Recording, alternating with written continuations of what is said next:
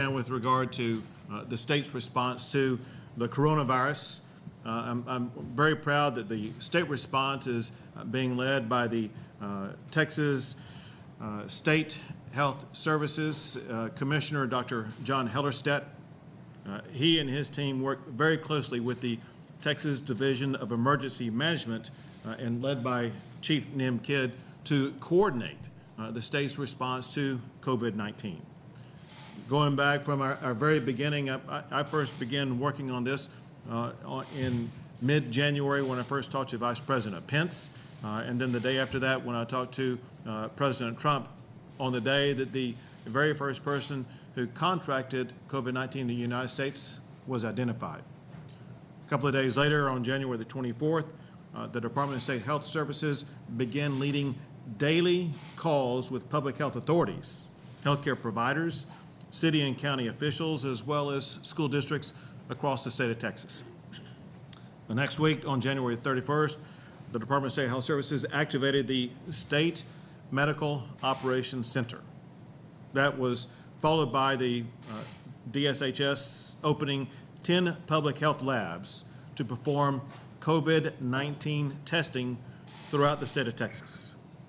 We're proud to say that the state of Texas is filled with outstanding leaders at the local level, leaders who have done a remarkable job of safeguarding their communities and responding to the early stages of the coronavirus. We're also fortunate to have some of the premier local health officials in America who are advising their local officials. Well, the first Texan tested positive for COVID-19 who was not one of the people who was repatriated from the cruise ships tested positive on March the 4th. A week later, I received the first request for a disaster declaration from a local official. The next day, I declared a state disaster in response to the coronavirus. Later that day, which was last Friday, the president declared a national emergency concerning the coronavirus. That same day, last Friday in the afternoon, the CDC issued heightened standards for public health. To show you how swiftly moving this entire process is, what I just told you happened last Friday, the following Monday being the Monday of this week. Things began to change even more rapidly. The CDC further heightened public health standards. Beginning this past Monday, the health standards included limiting gatherings of people to no more than 10 people, putting certain restrictions on entities like restaurants, bars, gyms, etc. It's important to know that since I made my disaster declaration last Friday, the facts in the state of Texas have also changed. When I declared a disaster last Friday, there were 39 cases of Texans who tested positive for COVID-19. Today, that number has grown by more than 300%. Today, we have more than 100 related to COVID-19. When I declared the disaster just last Friday, 6 days ago, there were 10 counties in the state of Texas where COVID-19 had been identified. As we gather today, there are at least 27 counties where COVID-19 has been identified. Texas historically has a proven model in the way that we respond to natural disasters. A lot of people don't know, but Texas actually leads the nation in natural disaster declarations. And through the numerous disasters that we have worked our way through, we have a very effective system where the governor will make a disaster declaration and local officials with proven experience are able to respond knowing their communities better than anybody else. In doing so, what happens is the governor empowers the local officials to be able to take the action swiftly in order to help their communities.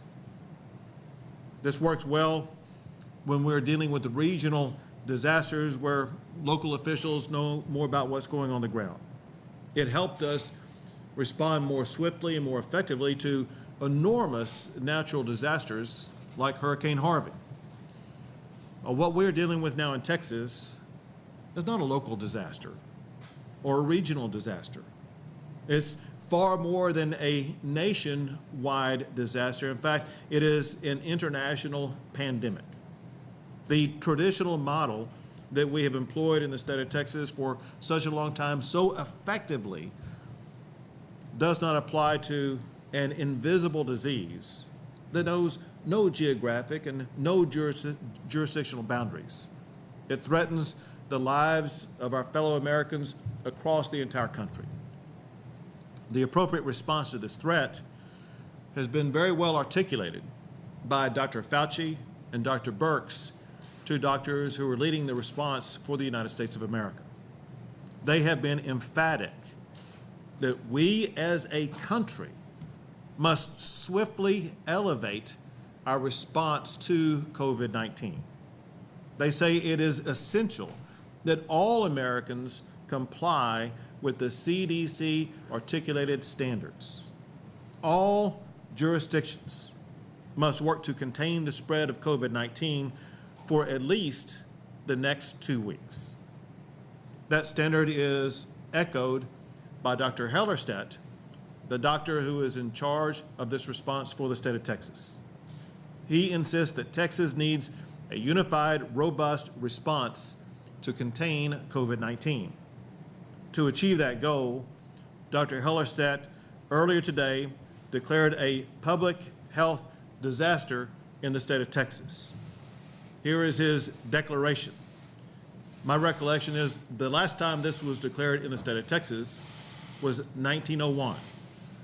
This public health disaster declaration gives state and local officials important tools to ensure that we're going to be able to more and most effectively respond to this challenge.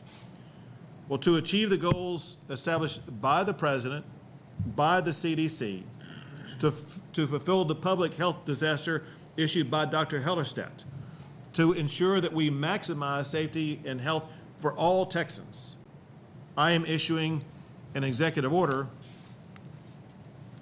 authorized by Chapter 418. This executive order adopts for Texas the standards that have been set out by the President and by the CDC. It provides the following. Number one, every person in Texas shall avoid social gatherings in groups of more than 10. Number two, people shall avoid eating or drinking at bars, restaurants, and food courts, or visiting gyms. Simply put, there will be no dining in at bars and restaurants, and gyms will be closed. Provided, however, and this is very important, that the use of drive-through, pickup, or delivery options is allowed and, in fact, highly encouraged throughout the limited duration of this executive order. Importantly, we want to emphasize that one thing important for all Texans to be able to access right now, obviously, is food. If any Texans are having challenges getting food at grocery stores, always remember the availability of getting access for your food at restaurants along different types of processes.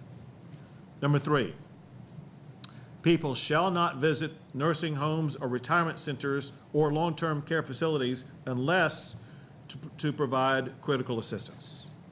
And number four, all schools in the state of Texas shall be temporarily closed, but this does not mean education stops. Instead, superintendents should continue to work with the Texas Education Agency to continue online or additional educational options. This order is effective at midnight tomorrow, and it continues through midnight on April the 3rd. It may be extended after that, depending upon the status of COVID-19 in Texas, as well as the recommendations of the CDC. Very important for people to understand what I am about to say. This executive order is not a shelter-in-place order. It does not prohibit people from doing things like going to the grocery store or gas stations or parks or banks. All critical infrastructure will remain open and operational. Domestic travel will be unrestricted. Government entities and businesses will continue providing essential services. Offices and workplaces, they remain open, but should only ask for essential employees to report to the place of work, and where feasible, allow and encourage employees to work from home or other remote sites. Also, employees who do go to work should also practice both good hygiene as well as best practices in order to minimize exposure to and transmission of COVID-19. The more that people do to reduce their public contact, the sooner the COVID-19 disease will be contained, and the sooner this executive order will expire. Working together, we must defeat COVID-19 with the only tool that we have available to us.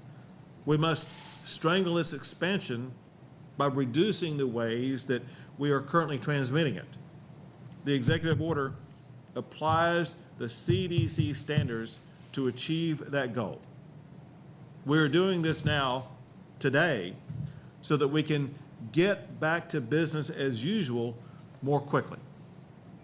Lastly, Texans have always united in times of challenges. We saw this very prolifically in the way that Texans responded to Hurricane Harvey. There were people around the city of Houston and Harris County area whose homes have been flooded. Hundreds of thousands of people had their homes flooded. And at a time when streets had turned into rivers, the way Texans responded, they got out their bass boats and went into those water streams in order to rescue and help others. For several weeks at a time, business as usual had been completely disrupted in the Harris County area region.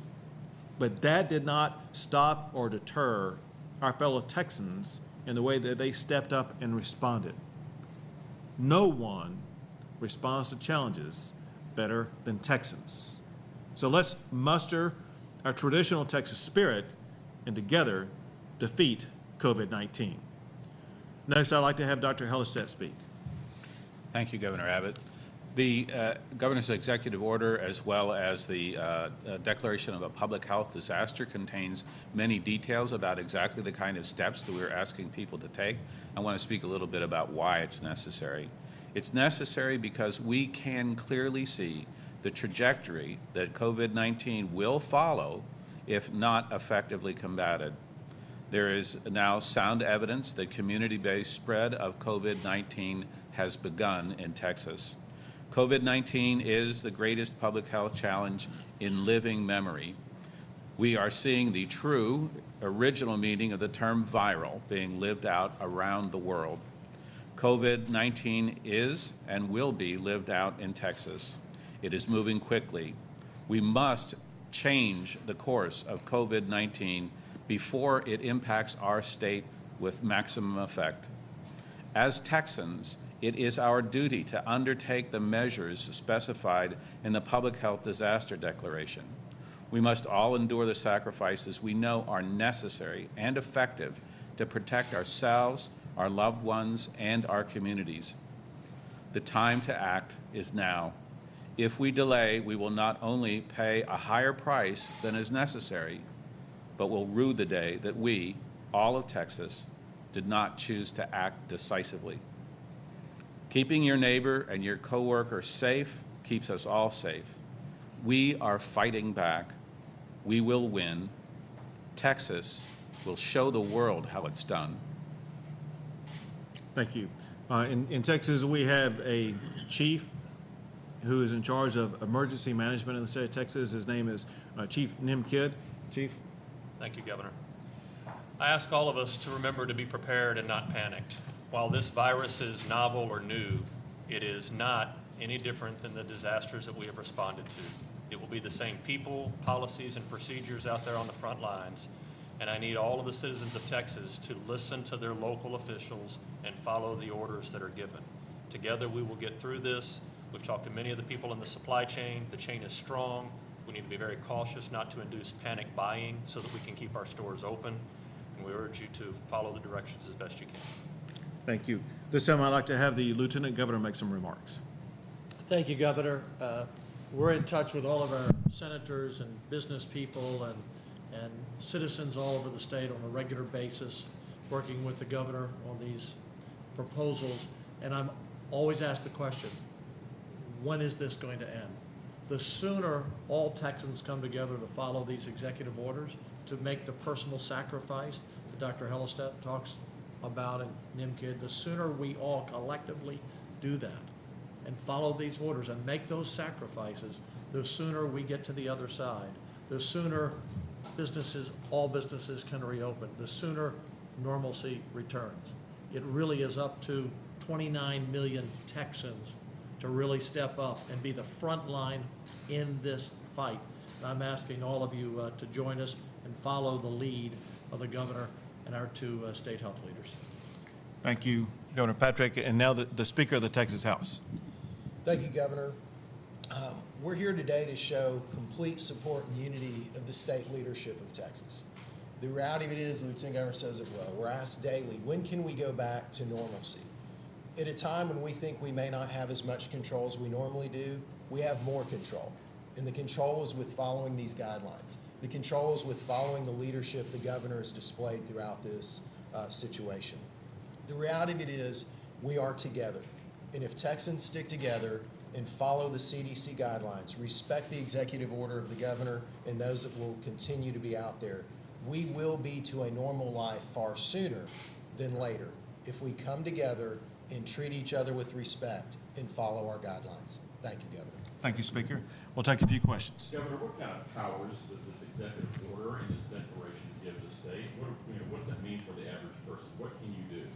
Well, this establishes the standards by which all Texans are required to operate their daily lives by. In other words, this is the expectation that people will not gather in groups of more than 10. As it concerns the enforcement ability, one reason for the announcement of the public health disaster declaration by Dr. Hellerstedt, the state now has quarantine authority. We don't want to exercise that authority right now because we want to depend upon the responsibility that all Texans will show. If Texans are irresponsible in their behavior, though, there are more tools where we can be more aggressive only if needed. And in regards to the individuals who are out non-traditional jobs, freelancers that are feeling the pinch right now, that don't have an employer who is paying them, what can the state do to help those individuals right now? Candidly, the most prolific thing the state of Texas can do to make sure that all unemployed people will be getting back to work as soon as possible is for us to lead the way to bend the curve with regard to the expansion of COVID-19 in Texas. We have to get back to business as usual as quickly as possible. We can only do that by everybody joining with us and make sure we reduce the transmission of COVID-19. I hear that, but is there something in regards to unemployment that those individuals should go to? Right. And say, I'm affected, I'm out of work. 100% yes. And so we have accelerated by an executive order that issue, we have accelerated the unemployment process so that people will be able to get their unemployment benefits faster. Also, there are many different packages that have been and are currently being worked on by the United States Congress that some have passed, some are still in the works, that will provide benefits to people across the country, including here in Texas. Tyler, Governor, up until today, you had kind of, as past disasters, deferred to local wisdom how to manage the crisis. Yesterday, you've taken a very good view of the actual scope of various local regulations you found intrusive and inconsistent. Do you think you should have applied that skepticism in this case and done what you're doing today? So I've dealt with so many disasters as governor in so many regions. As I said, Texas leads the country in natural disaster declarations. Working with the tremendous experience and response of NIMKID, we've seen the profound and effective way that local leaders have expertise in responding to natural disasters. And we begin working, this is very important, we as a team began working with these local officials back in January. So this isn't anything where we kind of began yesterday. And so we begin having leadership meetings. It could be with county judges, it could be with mayors. Very importantly, Dr. Hellerstedt began daily phone calls with local public health officials dating back to January. So we, as a state, knew exactly everything that was taking place at the local level up all the way through this minute. And like I said earlier in my remarks, the local officials have done a fabulous job of leading their communities. It's just that with the rapid spread of this, but also with the new mandates from Washington, D.C. about not only what best practices are, but what expected practices are, I find it necessary to make sure that we as a state, in unison, are doing exactly what has been prescribed by the federal government. Dr. Hellerstedt, in regards to the numbers that we're seeing, we knew that they were going to be low early on last week. You warned us that they were going to be going up. They are going up. Are you sensing that we're getting close to that peak? Or what do you tell folks at home to keep them from panicking when they see these numbers going up because we're getting more people tested? What do you tell them, and what's your gut feeling in regards to how close are we to that peak of that wave? So I think the best answer to that is the way to have the best possible outcome is for all of us to do the things that we've been talking about all along. So the hygiene practices, the social distancing practices, the cleaning surfaces, all those things, those are the measures that actually protect us as individuals and our loved ones and our coworkers and our entire community. That's what protects us from the spread of this. So if we want to see this spread slow down and reverse at some point, then we need to carry out those practices. When it occurs is completely a function of how effective we are as Texans in acting together to do the things that we are asking them to do. So what's the interpretation of the numbers that you're seeing right now? The interpretation of the numbers we're seeing right now is that this is exactly the time to, on a statewide level, ask people to say, here is the standard for behavior, here's the public health standards that we need at this point to prevent further spread and to bend that curve. If I could add to that, the amount of tests that the state of Texas, and there will be multiple entities that will be doing testing now. The state of Texas, as well as public health authorities, will be doing testing. There are a multitude of private entities that will be doing testing. There are hospitals that will be doing testing. So all of this aggregated together, the amount of testing being done will be in the range of at least 15 to 20,000 per week, with the expectation that that will continue to increase. So here's the way it's going to look. Because more people are going to be tested, because there are more people who currently have it who will be transmitting it to others, it means that the public should expect a spike to occur, a rise to occur in the number of people who test positive. It'll take a little while, it could be a week or so, to see the thrust of that occur. Then our collective goal as a state is to make sure that that spike levels off. Once that spike begins to level off, we will then know that we have the challenge contained. Yesterday you touched on the possibility of using hotels and other locations as holding facilities or even quarantine sites. Have you started identifying locations for that yet? So I had the opportunity to visit with the CEOs of all major hospital systems in the state of Texas to get information from them about what strategies would be best in order to expand the capability of healthcare to respond by providing additional beds as well as additional resources to the public, as there may be increased demands based upon increased number of people testing positive for COVID-19. In response, they gave me a list of ideas that would be good. The hotels was on there, but it was not the first choice. There are other choices that are easier and better responses that we are also working on. One is medical tents. And we have identified multiple facilities that already have access to medical tents. Medical tents are self-contained units that can provide complete care. And that's the first choice that many hospitals already have access to. And we have identified other availability of health tents to make sure we can provide more.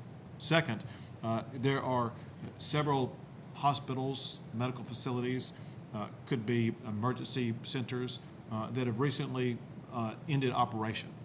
Their building and facility is in a perfect condition in order to be able to take care of patients who would test positive for COVID-19. That was their second choice.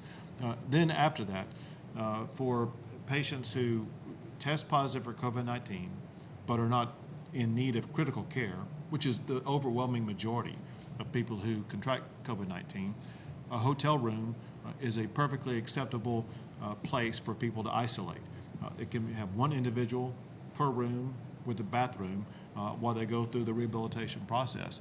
And we have identified hotels in various locations across the state of Texas. We continue to get calls from owners of hotels who are offering up their supply. And so this is something where I think we will see a very large supply that will meet the needs that we have in the state of Texas. One more question. So, One more question. Nim? Yeah, well, we kind of all coordinate. I'll let you speak on it if you want. Rudy, we've had a lot of people reach out already. We're collecting those lists, but we also want to make sure that they're the right place to do that. I'm not ready to release that list yet because we want to inspect them and make sure that they will be available in the time of need. Don't want to make them ready too soon. Certainly don't want them to be ready too late. Last question. I can't hear you. So any place where anybody would gather by this executive order, they're prohibited from having more than 10 people gather at any one particular time or location. And then I just have a last question. A lot of the next big challenge for states is the hospital capacity. We've seen that in Italy and for certain states that this week. Have you guys inventory hospital capacity? Do we have what we need to get sick, rooms, staff, equipment, all those things? In that meeting that I had with the CEOs of all the major hospitals in the state of Texas, we discussed hospital inventory. And we got some information they shared with us about the availability at that particular time. And we'll be getting additional information from them. I can tell you this, based upon the input that I received from our hospital leaders, I feel very comfortable with where we are with the availability of facilities if we were to get to the worst case scenario. Governor, as being on the scene in a disaster, you were in Arlington yesterday, you were in San Antonio earlier in the week. Is that wise for you to be putting aware of yourself or exposing yourself as you are right now in a group that's not quite 6 feet apart? Is that the best way? Would it be better for you to send a symbol of what's going on by doing this press conference from home with first meeting, first call? Everyone loves the first dog, as you point out. But you make an insightful point, and it's important that people understand that because of the potential transmission of COVID-19, I will be reducing the amount of time and situations in which I will travel. Considering the magnitude of what happened in Arlington, I thought it was important for me to be there. There will be situations like that where it is better for me to be present if possible. However, if at all possible, I will be refraining from travel. How are you? Thanks, guys. We got to go. I'm sorry. I'm doing fine. Really late. Very healthy? No I symptoms? just need, the enormity of this, I didn't know whether it's weighing on you because this disaster is so beyond anything. I will tell you, as the victim of an emergency tragedy myself, I have, if you would, experienced the internal test of responding to unique, pressing, emergent challenges.